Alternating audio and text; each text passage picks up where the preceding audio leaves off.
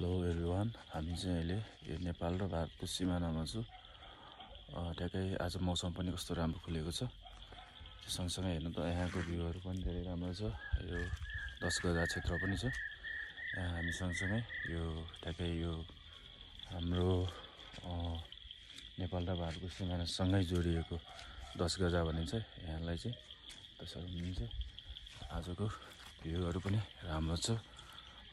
यो देखिने दृश्यहरू झापाका हो भने हामी अहिले ठ्याक्कै इलाम पशुपति नगरमा छौँ।